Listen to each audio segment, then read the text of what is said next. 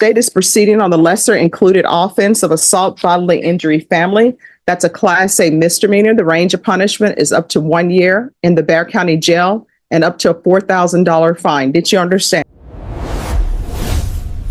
Welcome to Elite Justice Network. 01, State of Texas versus Gary Bernard Farmer. Can I have parties announced for the record for the state? Anna Ochoa Nelson. Defense? Renee Munoz on behalf of Mr. Farmer. Are you Mr. Farmer? You're going to need to speak up. Yes, sir. Court reporter needs to hear, all right? You understand? Yes. All right. Can you speak louder than that? Yes, Your Honor. All right, counsel, have you received all the discovery and did you review it with your client? Yes, Your Honor, that's correct. Court will find that the state is in compliance with discovery. Mr. Farmer, I'm showing you what's entitled application for deferred adjudication or community supervision. Did you review that with your attorney? Did you understand it? And did you sign it? Yes, Your Honor. All right, let's pretend like you are outside with your friends. I know you're not whispering. So don't whisper in front of me because the court reporter cannot hear. You understand? And when I say she cannot hear, she can't hear whispering. It makes her job too difficult. So you need to speak at the level that I'm speaking at. You understand? All right, he's still whispering. Diana, can you hear? Maybe if you move the microphone up a little, I think he's a very soft-spoken individual. I hear bass in his Your Honor, voice. sorry. All right, that's not treble, that's bass. Although there was a rap song where they said, bang the bass and turn up the treble. I want you to bang the treble and turn up the bass, okay? Yes, Your Honor.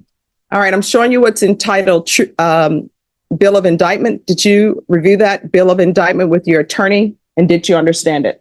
Yes, Your Honor. Counsel, do you waive the reading of the indictment? Yes, if we may. State, are you proceeding on the indictment as presented? We are not, Your Honor. We're proceeding on the lesser offense of assault, bodily injury, family member, Class A. Any objection? No objection. Going to show you what's entitled Court Admonishments and Defendants Waivers and Admonitions. Did you review that document with your attorney? Did you understand it? Did you sign it in all the appropriate places? Yes, Your Honor. Did you understand the state is proceeding on the lesser included offense of assault, bodily injury, family? That's a Class A misdemeanor. The range of punishment is up to 1 year in the Bexar County Jail and up to a $4,000 fine. Did you understand? Yes, Your Honor. If you have a plea with the state, the court does not have to follow your plea.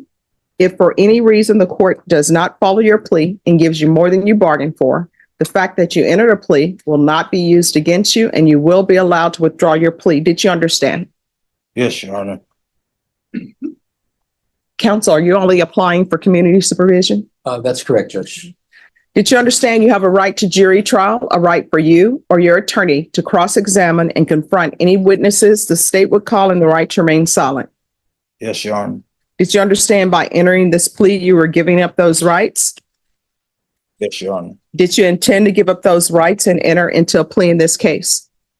Yes, Your Honor. Counsel, has your client been able to provide you with any defenses? Yes, Do you believe he has a rational as well as a factual understanding of the charges against him? that's correct, Judge. Do you believe he's currently competent and was legally sane at the time of the offense? I do, Your Honor. Mr. Farmer, has anyone threatened you, coerced you, or placed you in fear to get you to enter this plea? No, Your Honor. Anyone promised you anything other than the plea? No, Your Honor.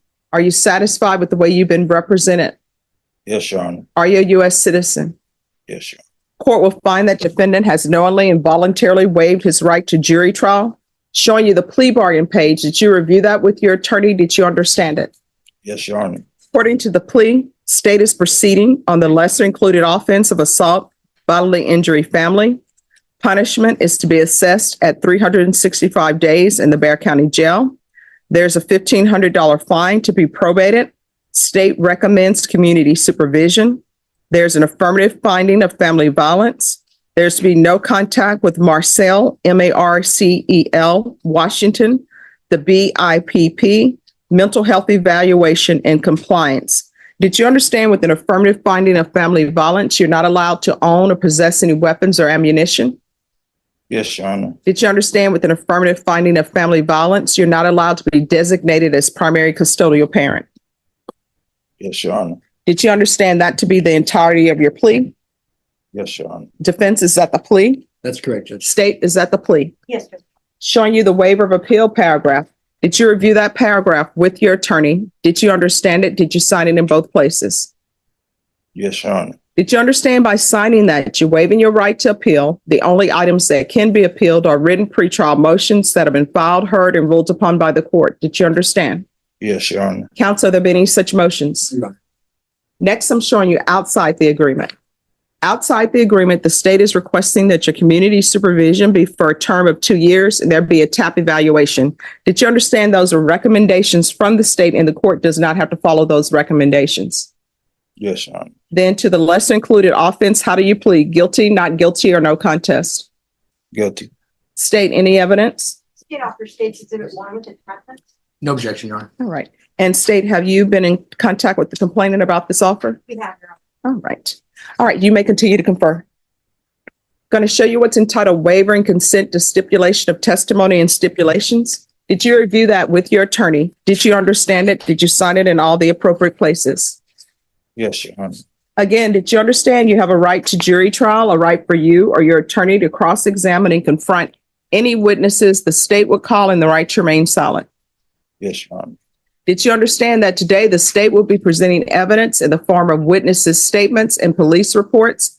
But most importantly, there will be no live testimony. Did you understand? Yes, Your Honor. Court will find that defendant has knowingly and voluntarily waived and consented to stipulation of testimony and stipulations. Court will accept into evidence states exhibits 1 and attachments, and the court will review the same.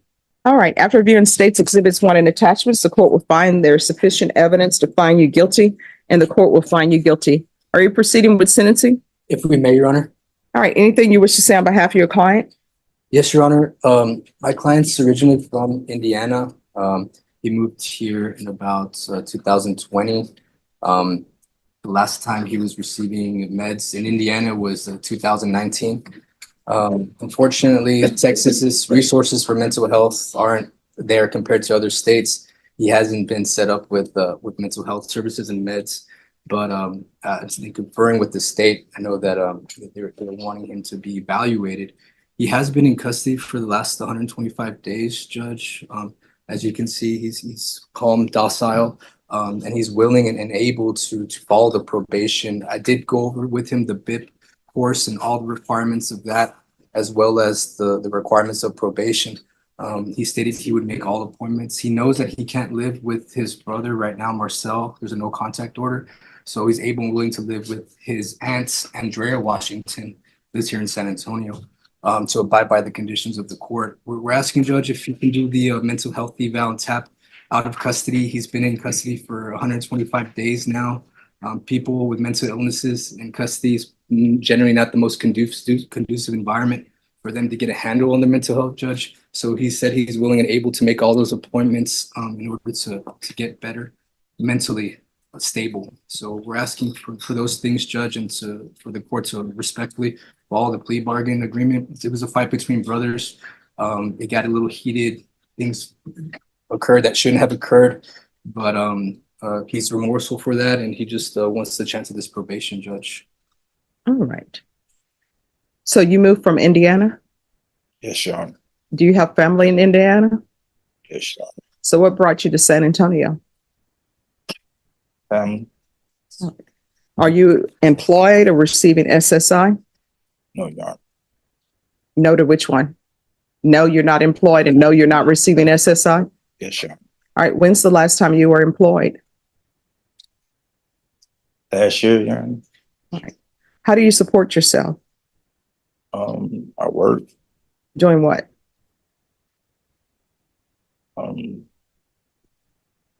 Work like warehouses. How far did you go in school? I completed high school. So have you seen any doctors for your mental health? Yes, Your Honor. Right. And what's your diagnosis, if you know? Schizophrenia. Okay.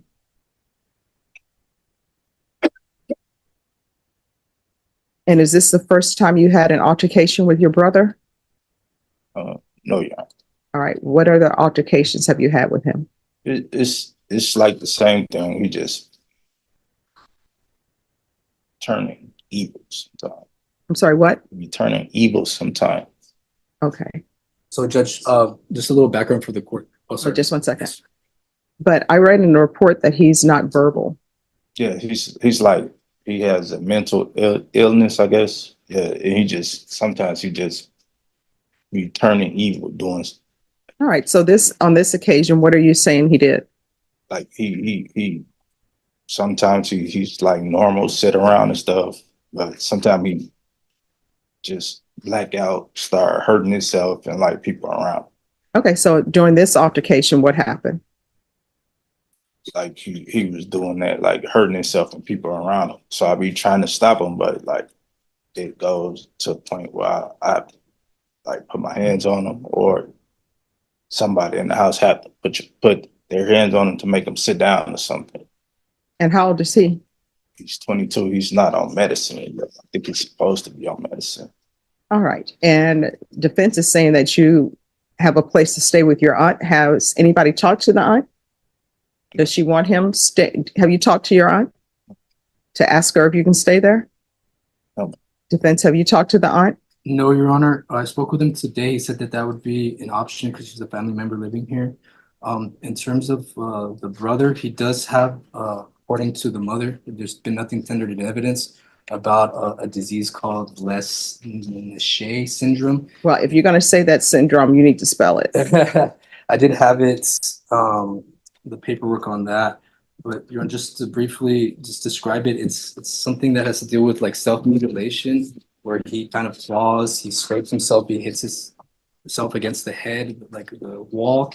And I think in this situation, I think the brother was doing those kind of things and he was trying to get a handle on him, the brother, but it just kind of escalated from there, but he's aware of the no contact. Diana, that's LESCH hyphen NYHAN syndrome. Yes, yeah, thank you for that, Judge. I don't know how to pronounce it either. No problem. It's just when people are saying medical terms, Yeah. then the court reporter will have to do research to find out how to spell it. So I always encourage people, when you're using medical terms, Yes, slow down and spell it. yes, yes. But yes, Judge, that's the situation. The brother unfortunately is afflicted with that, but I think that the brother does need treatment and help of his own, and it's kind of like he does things to himself and other people that kind of can agitate, but not to say that it was correct with how things progress, but that that's more or less why. All right. Do you have any children? No, Your Honor. All right. So what I can tell you, counsel, here's my concern with releasing him. He doesn't have a place to go. Well, We're saying the aunt. I know there is a community court now, yes, and I think that's with Judge Vera next door. yes. So I'm going to have him in custody. If you bring back to the court, word from his aunt that she can stay there, then I'll release him. Otherwise, the evaluation for the mental health evaluation to place him on the mid caseload, that will be done, and the TAP evaluation will be done in custody. However, if you are able to bring to the court, that he has stable housing, Yes. that he has a doctor set up, then I will release him. But I can't just release him. I don't have anything showing that he's going to have his medications. Are you on medications? No, Your Honor. All right. So if he's schizophrenic, usually they're on medications. I don't want to interfere with any doctors that you may have. He needs to be set up with doctors, because otherwise what we're going to have is somebody who doesn't have a place to stay. People always say family will take them in, but sometimes you knock on family door and they're like, I don't want this problem. So if you give me that, I'll reconsider. But for now, he's going to be in custody until these issues are arranged. So, sir, if your attorney, he's an officer of the court, if he calls your aunt, talks to your aunt, and your aunt says you can stay with her, then I will allow you to be released. But for now, that's not going to happen. Okay? Yes, Your Honor. Yes, Your Honor. Thank you for communicating that, Judge. I appreciate it. All right. So I'm finding you guilty, going to sentence you to 1 year in the Bexar County Jail, suspended and probated for 2 years. There's a $1,500 fine that will be probated. There's to be no contact with Marcel Washington. State, I'm not really sure if this is a BIPP course issue that's needed here, but I know there's some anger management. Are you okay if I don't give him BIPP, but give him anger management instead? Defense, are you okay with me giving him anger management instead of BIPP? Yes, Your Honor. Thank you. All right. There'll be anger management. There's an affirmative finding of family violence. I'm going to want a MIC evaluation, a TAP evaluation, and both of those evaluations will take place in custody. There's to be regular reporting by Zoom or in person. I'm going to want monthly field visits. In probation, that will just be until he's set up with a case manager or he's set up with a mental health doctor.